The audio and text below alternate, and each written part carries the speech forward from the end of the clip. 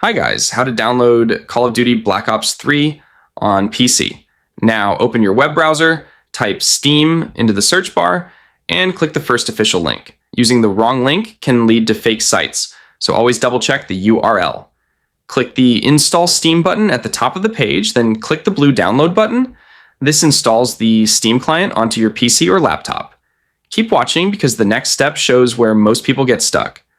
Open the installed Steam application, click on the store search bar, type Call of Duty Black Ops 3, and select the correct game from the list.